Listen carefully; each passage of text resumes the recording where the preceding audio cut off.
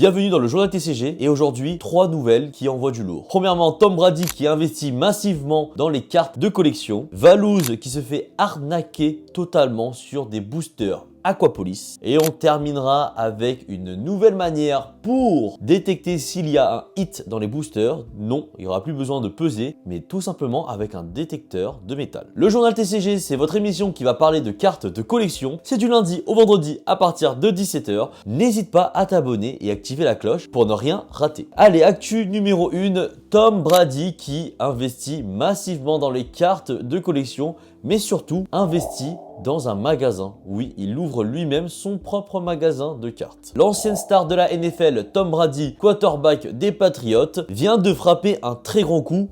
Et non, cette fois-ci, c'est pas sur le terrain. Tom Brady, lui, a racheté 50% des parts du marché de la chaîne de magasins Card Vault.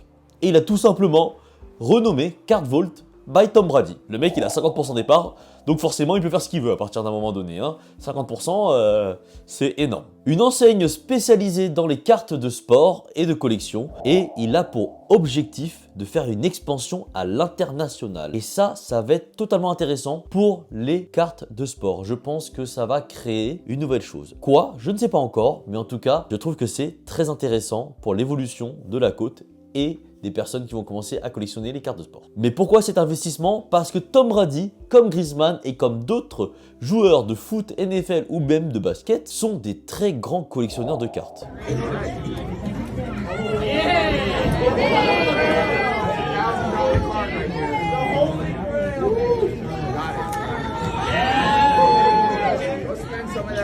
Et oui, eux aussi investissent et collectionnent énormément les cartes de sport. Il a lui-même collaboré avec Topps pour créer une carte spéciale car il avait commencé par le baseball avant d'être drafté dans le football américain.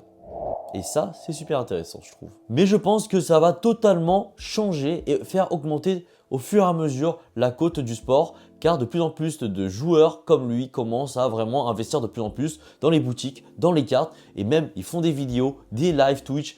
En tout cas, je trouve que ça s'annonce intéressant pour la suite. Et est-ce que vous pensez que de plus en plus, le sport va pouvoir arriver en France et être au même niveau que Pokémon, voire le dépasser? Dites-le moi en commentaire.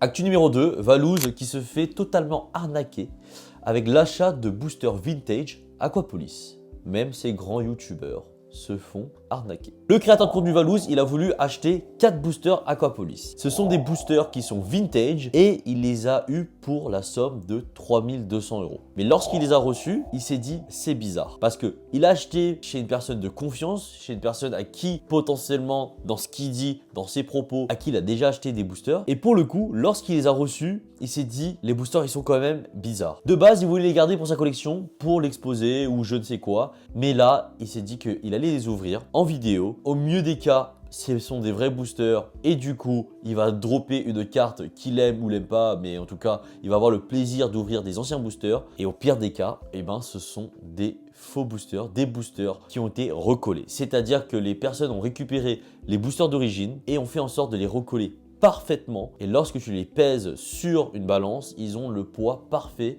d'un booster lourd ou léger, peu importe. Mais comme vous l'avez deviné, en regardant les boosters, il a vu des traces assez suspectes. Du coup, qu'est-ce qu'il a fait? Il l'a ouvert et forcément, c'était des boosters totalement recollés.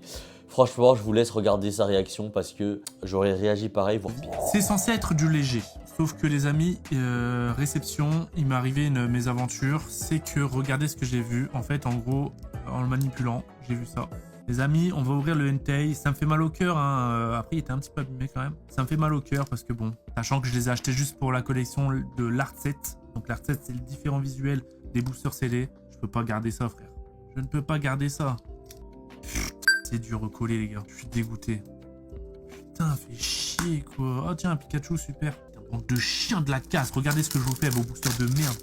Voilà, là, au moins, on sait qu'on va plus jamais les revoir dans la nature.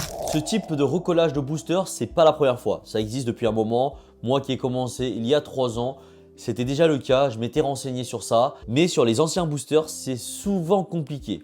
Parce que tu as souvent envie de récupérer des anciens boosters pour ta collection. Surtout que à ce prix-là, la plupart du temps, tu n'ouvres pas ces boosters-là.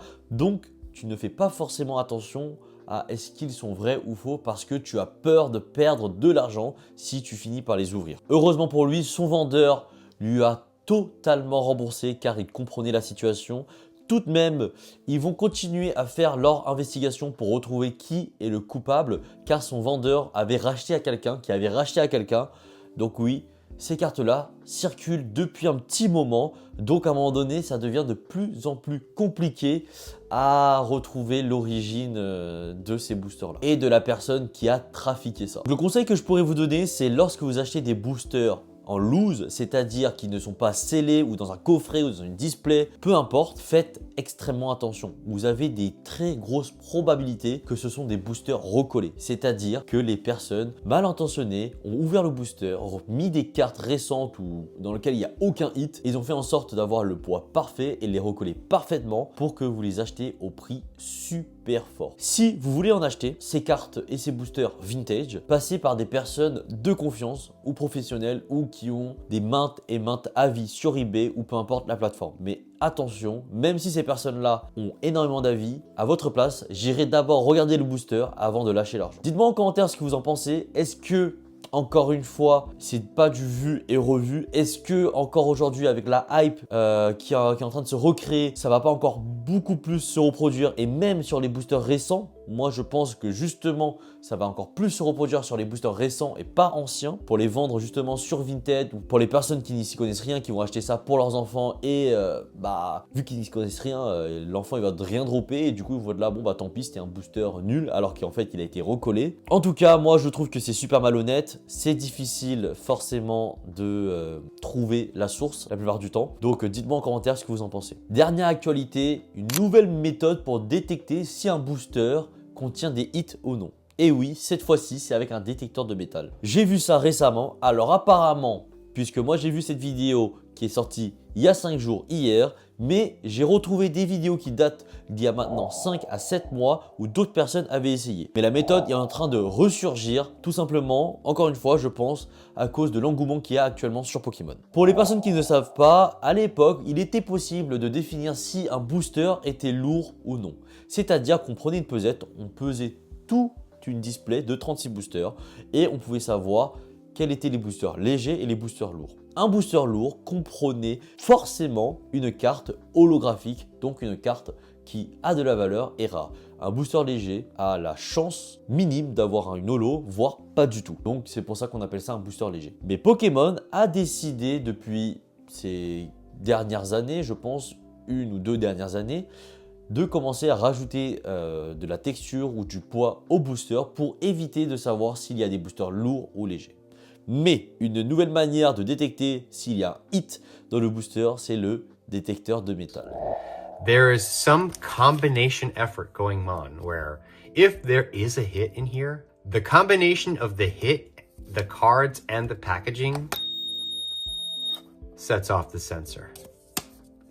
But sometimes it doesn't. We just got a good example, okay? 1 and 1. Rapid Strike and Single Strike pack. This pack, according to the new calibration, is telling me that there's a hit in here. And this pack is telling me there isn't. And what we'll do is we'll start with the pack that says there isn't. Already off rip. Bad code card. Dead, right? Non-hollow. I have not changed the calibration on this thing. This pack is telling me there is some shit. So we open it up. Right off rip, good code card. Crobat hollow. By itself, nothing. But watch this. I put the cards, put them back in the pack. It works.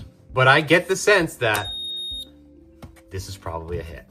I get the sense that more and more people are doing this and discovering, like I did, even though I specifically didn't want to believe it. Look at this shit. C'est une découverte potentiellement dangereuse pour le marché. Tout simplement, une personne a récupéré un détecteur de métal et s'est dit qu'il allait le calibrer pour essayer de voir si dans chacun de ces boosters il y avait un hit ou non. Il a récupéré une display style de combat en anglais et après plusieurs tests et en pensant également que le booster pouvait potentiellement fausser le détecteur de métal, il s'est rendu compte, après avoir super bien calibré son détecteur, qu'il était totalement possible de définir s'il avait un hit ou non dans le booster. Alors un hit dans ce genre de booster, c'est également une holo égale un hit. C'est-à-dire qu'il est possible que ce soit qu'une holo. Mais tu peux potentiellement trouver les full art, les V, les alternatives grâce à ces techniques. Car si dans un booster il n'y a même pas une holo, le détecteur ne sonne pas. Nos scalpers ont du talent. Et pour le coup, ils ont vraiment des nouveaux talents qui sont en train d'arriver. Bon, je pense pas que c'est un scalper qui a fait ça, mais je pense qu'il a fait ça principalement pour prévenir les personnes de ne pas acheter des boosters loose. Je sais que c'est ce genre d'information qu'il ne faut pas forcément divulguer, mais étant donné qu'il a été divulgué déjà une dizaine de fois, je me suis permis de le présenter dans les actualités. Est-ce que le marché commence à devenir de plus en plus dangereux avec les pesettes, le détecteur de métal et même si vous vous rappelez à un moment donné il y avait le scanner pour regarder totalement sur toute une display s'il allait y avoir un gros hit. Moi je pense que le marché ne va pas forcément changer à cause de ça car les personnes ne sont pas stupides. Comme vous l'avez vu, il y a de plus en plus d'arnaques. Ça veut dire arrêter d'acheter des boosters loose. À un moment donné, si vous achetez des boosters loose, allez les acheter directement chez un ami que vous connaissez très bien ou vendeur spécialisé parce que au moins ça sera du non trié, non pesé. J'espère que ce format vous plaît toujours autant, que ces 3 actualités étaient intéressantes pour vous. En tout cas, n'hésitez pas à vous abonner car le journal TCG, ça reprend demain. Allez, ciao!